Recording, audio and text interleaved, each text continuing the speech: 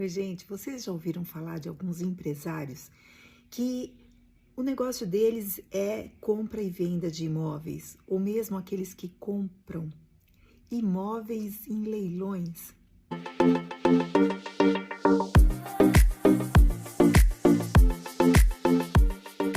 Nesse vídeo nós vamos conhecer a respeito da tese super importante que vai fazer você ganhar muito dinheiro no tributário. É a tese do ITBI. O meu nome é Juracy Aparecida da Silva, sou tributarista, professora, mentora e gostaria que você deixasse aqui o seu like, se inscreva no canal para receber mais dicas e mais teses super interessantes para ganhar dinheiro no tributário. Pois é, então, esses todos são clientes potenciais de uma tese tributária muito boa, que é a seguinte: o município costuma cobrar o ITBI com juros e correção e multa. Por quê? Porque eles entendem que mesmo quando a pessoa arremata um bem em leilão, no caso um imóvel, já é devido o ITBI. No entanto, lá no artigo 1245 do Código Civil, está bem claro dizendo que o momento da transferência da propriedade imóvel se dá quando do registro no ofício de registro de imóveis. Portanto, não há que se falar em multa nem juros da data da arrematação, até porque existe um trâmite depois disso, onde judicialmente vai haver então a aquisição da carta de arrematação. E até a obtenção da carta de arrematação demora um tempo, e é aí só que dá o direito de se ter a propriedade verdadeiramente. Então, em posse da carta de arrematação, então essa pessoa poderá levar até um registro de imóveis e aí, a partir daí, quando ele obtém a carta de arrematação, é que é possível fazer a transferência da propriedade. Eu vejo isso em várias situações onde os imóveis custam imenso e é importante lembrar que a lei está lá na hipótese de incidência. Nós temos o fato gerador, que está lá na transferência da propriedade imóvel, e também a base de cálculo. A base de cálculo, gente, é muito importante, porque é nesse momento que o cartorário lá no registro de imóveis vai efetivamente dizer quanto será cobrado de ITBI, mas com base num valor. E esse valor está lá no artigo 38 do Código Tributário Nacional, bem claro também. Sem dúvida nenhuma, a base de cálculo do ITBI é o valor venal do imóvel.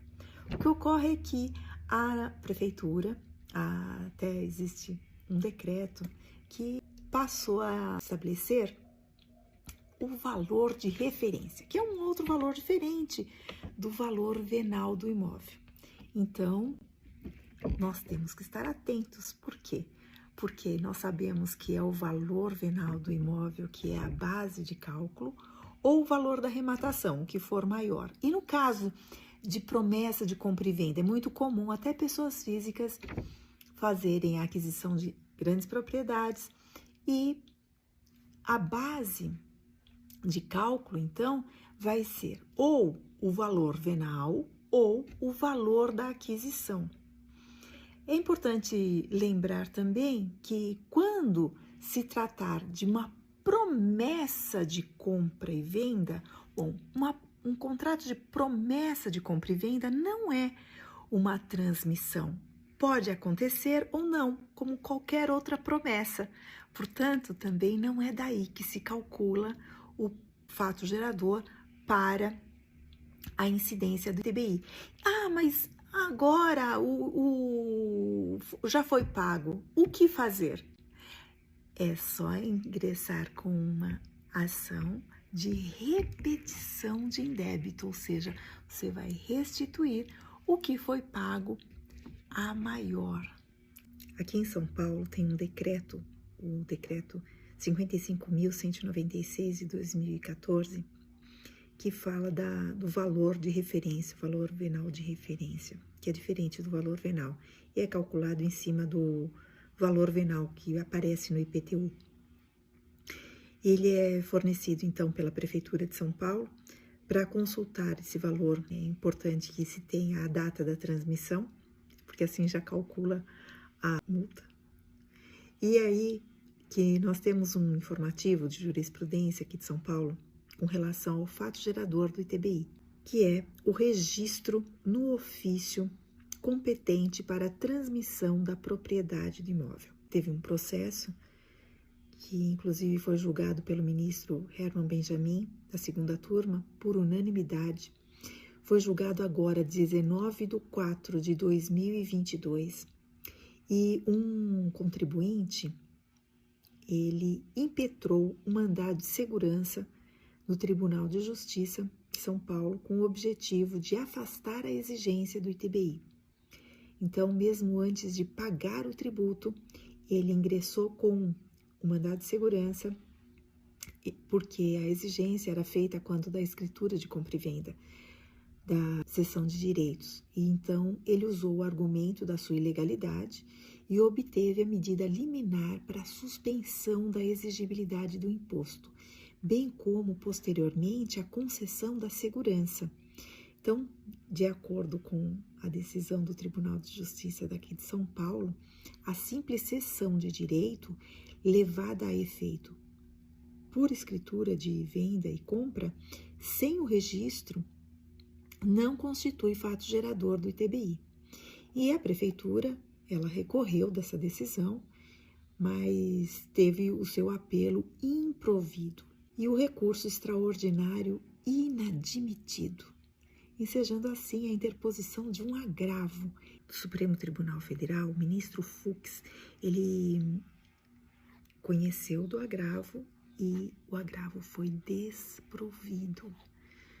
Sim, e foi fixada a seguinte tese: o fato gerador do imposto sobre transmissão inter vivos de bens imóveis somente ocorre com a efetiva transferência da propriedade imobiliária que se dá mediante o registro. Então, contra essa decisão ainda foram opostos os embargos de declaração pelo município e ainda não temos o resultado do julgamento.